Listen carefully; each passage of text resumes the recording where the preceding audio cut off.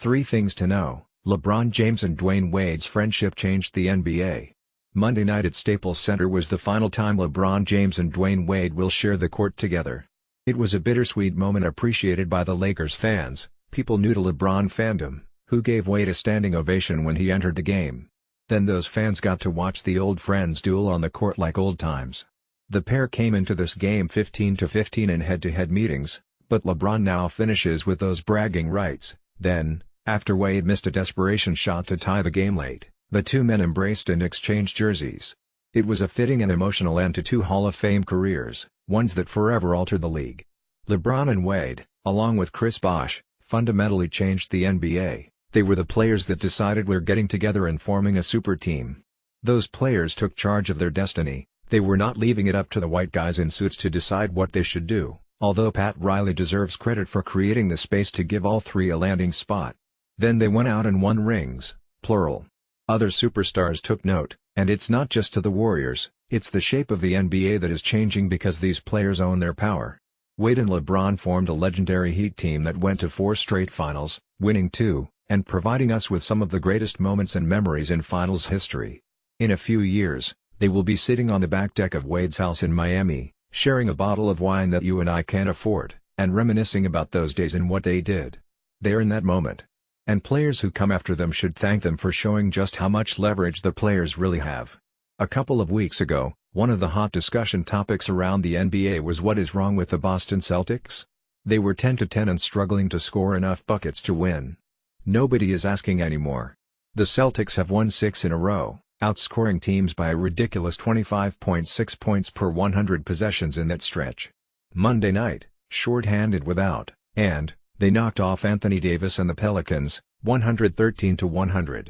It was the kind of team when we have come to expect from the Celtics, with elite defense and someone stepping up on offense. This time it was with 31 points.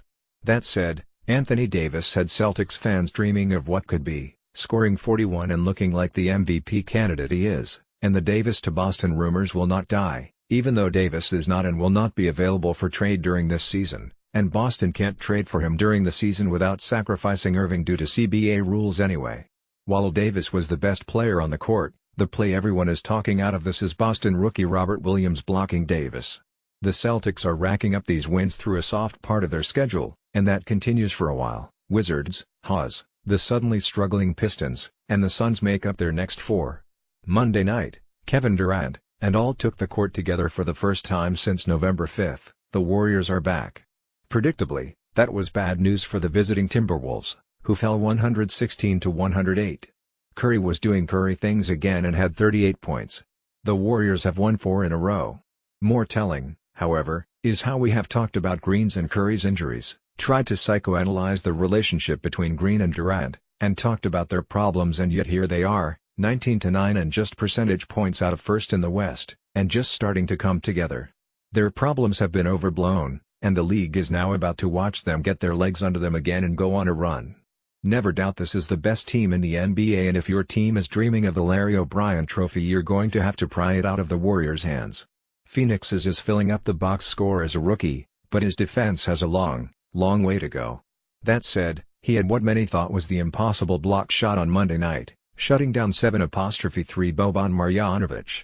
"Now we've seen everything," said he. That caused an uproar to the point NASA offered him a Curry, 1000%, Curry told ESPN on Wednesday of accepting the invite. 1000%. Obviously I was joking when I was talking on the podcast. I was silently protesting how stupid it was that people actually took that quote and made it law as, oh my god, he's a fake moon landing truther, whatever you want to call it, yada, yada, yada. So I was silently protesting that part about it, how the story took a life of its own. But in terms of the reaction that I've gotten, I am definitely going to take NASA up on their offer. I am going to educate myself firsthand on everything that NASA has done and shine a light on their tremendous work over the years. And hopefully people understand that education is power, informing yourself is power. For kids out there that hang on every word that we say, which is important, understand that you should not believe something just because somebody says it. You should do your homework and understand what you actually believe. But I'm going to go to NASA and I'm going to enjoy the experience wholeheartedly. Curry said he believed we didn't actually go to the moon. I don't find it unreasonable people took him at face value.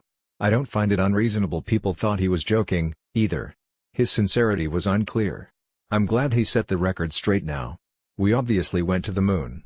There's no way everyone who would have had to help fake the moon landing would have stayed quiet. People don't keep secrets that well. As for Curry, he got the NASA invitation and a lot of. But it's time to move on. Whatever he actually believed a few days ago, Curry has clarified his current view. That separates him from, who also initially delivered a conspiracy theory during a lighthearted podcast segment. But Irving doubled down on his flat Earth claim in several subsequent interviews. Curry put this to rest fairly quickly. The great professional sports team extortion of cities tour has come to Phoenix. The Suns are pushing a $230 million renovation of their home since 1992, now named the Talking Stick Arena.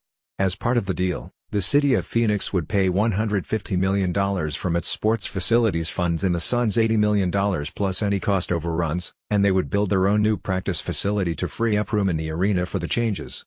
However, spending city resources on a stadium rebuild to enrich Suns owner Robert Sarver has proven unpopular. Understandably. Wednesday, Phoenix Mayor Thelda Williams asked to postpone the city council's vote on the issue rather than watch the plan go down in defeat. Sarver threatened to move the team if the deal is not ultimately get approved. According to the report, whether they get a continuance or not could mark the beginning of a showdown between the city and Suns owner Robert Sarver, who is telling some council members that he will take the team to Seattle or Las Vegas. This is a favorite tactic of sports teams owners across the country, regardless of the sport, threaten to move the team, hopefully scaring the hardcore fans of the team to back whatever changes they want. Teams often are part of a city's identity and a local institution, and the owners use that as leverage to get their business demands. Public money for arena upgrades are in general a flawed use of city resources. There are far more pressing needs for public money than arena renovations. Studies have shown the economic benefits for a city from these arena renovations, or a new arena, are limited at best. It is more a redistribution of where money is spent, pulling it from other areas into a concentrated downtown than it is generating new income. That said, standing up to Sarver comes with risks. He could follow through on his threat and try to move the team. Seattle pushed back on spending on upgrades to Key Arena, and that is part of, although certainly not all of, why the Sonics moved to Oklahoma City. Then Commissioner David Stern liked sending the message that cities should pay up. Steve Ballmer wants to build a new arena in Southern California for the Clippers, but it would be privately funded, on land he purchased from the city of Inglewood. The Suns' lease for the arena currently runs through 2032, however, it could be broken in 2022 if the Suns could prove certain criteria saying the city did not live up to its end of the deal. If the upgrades are made, the lease would run through 2037. If the vote is postponed, there will be public hearings to discuss what the money would be used for specifically, and the potential economic impact of the renovations. Postpone seems most likely because the other option is it gets shot down entirely. There is a lot of noise around, and it's not just playing music and rapping along in the locker room pregame while his teammates try to ignore him. Although there's that, too. It's noise from outside the locker room, speculation and constant chatter about Leonard and his plans as a free agent next summer. Is Leonard still leaning toward coming to Los Angeles? Lakers or Clippers? Or New York? Or somewhere else? Is he happy in Toronto and thinking of staying? Can he handle the weather in Toronto? Is he fully healthy? This chatter fills sports talk radio shows, Twitter debates, message boards and more. The noise also ramps up when Leonard goes to places he has been linked, such as Los Angeles. I focus on what we're doing, Leonard said of his reaction to all the speculation prior to his Raptors knocking off the Clippers Tuesday night, without him due to a sore hip. I don't buy into reading media, don't have no social media, so just focus on what's in front of me. At that time it's either my family or playing basketball. Does what is being said bother him? Not at all. I don't watch TV too much, Leonard said, adding he uses apps to watch movies and TV shows. What Leonard is not doing is consuming NBA media. However, the NBA world has obsessed over him in the past year. Leonard forced his way out of San Antonio last offseason after the proper course of treatment for quadriceps tendinopathy, which sidelined Leonard all but 9 games last season, became a wedge between him and the franchise. How much the people around and advisors Leonard helped drive in that wedge to grow the gap, to get Leonard out of San Antonio into a larger market where he could be more of a star, is one of those topics of gossip and speculation. The Spurs are known as one of the most player-friendly organizations in the league. Leonard got his wish, was traded to Toronto, and has looked like a top 5 NBA player again this season, especially of late. shaking off the rust to average 26.1 points per game, shooting 38% from three, taking charge of the offense for stretches and locking down players on defense. If people forgot how good Leonard was last season, he's reminding them, and helping lift the Raptors to a 22-7 record and the top spot in the East. Yet everyone still has questions, and Leonard is not about to fill in the gaps in that knowledge, either. For example, what does he think of the Raptors organization? "It's been good so far," Leonard said of the fit in Toronto. "Like I said, we've been winning, everyone's playing well. Can't complain." Are the Raptors different than the Spurs as an organization? "It's still two goals and a basketball, just different teammates," Leonard said. What about Toronto as a city? "It's pretty hard to enjoy the city when you're playing every other day," Leonard said. "You usually take those off days to take some treatment and get your body ready for the next day. Just rest so you have the energy." Is the cold bothering the Southern California kid? That one he did answer. "Just wear a jacket," Leonard said. "We're in a building. We're not outside playing in the snow. And it's good scenery." Leonard also confirmed that he's not feeling the effects of that quadriceps injury last season and it isn't slowing him down. The hip injury that had him out Tuesday in Los Angeles was separate, just the kind of bumps every player deals with over the course of a season. "I was able to take my time and get the right treatment to make me feel comfortable, taking the right steps through training camp and throughout the season to have trust in myself," Leonard said. Will he be playing in back-to-backs soon? "I've been playing a lot of minutes, we'll just see as it goes on," Leonard said. It's not that big a deal to play into a back-to-back. That's all we get.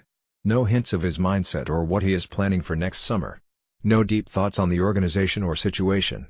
He's playing up the image that Greg Popovich and the Spurs loved, a guy obsessed with the game who considers everything else a distraction. That image isn't completely accurate, either. Leonard is focused on his family as well. He has other interests. And you can be certain he has thoughts about what he does and does not want to do next July as a free agent. He's just not letting any of us in on it. Which is vintage Leonard. An upgrade on the wing for a team now looking at the level playing field in the West, outside Golden State, realizing they have, and thinking there could be a deep playoff run in their future. However, to make a trade for Ariza work, the Lakers want to send out in his $12 million salary.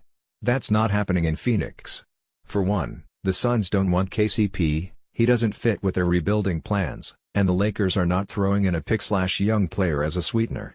More than that, KCP shares an agent with LeBron and the Lakers are not about to do anything that pisses off Rich Paul, like banishing a player to struggling Phoenix. The two sides needed a third team. Enter the Houston Rockets. In desperate search for an upgrade at the wing, the Rockets are targeting Caldwell-Pope, league sources said. The Lakers have pursued Suns forward Trevor Ariza, along with several other contenders, according to league sources. There is no deal imminent, league sources said, and Caldwell-Pope can remain a Laker. He becomes trade eligible on December 15. In this scenario, the teams involved would need to search for a fourth team to acquire Houston's contract of along with draft picks, sources said. Knight is under contract for $14.6 million this season and $15.6 million in 2019-20. A fourth team? That makes this trade highly unlikely. Four-team trades are very rare, in any sport, because making four teams happy with a deal is exponentially harder than just two, or even three. In this case, it might take a first-round pick to get some team to take on Brandon Knight's contract from Houston, and you can be sure the Lakers and Rockets don't want to surrender those picks just to get Ariza or KCP. Neither Ariza nor Caldwell-Pope can be traded until Saturday. This sounds like either an agent pumping up his client, how much interest is there in Caldwell-Pope? Or a team trying to start a bidding war or get other teams involved. That said, with players who signed as a free agent this summer available for trade on Saturday, December 15, the market is starting to really heat up and the rumors are flying.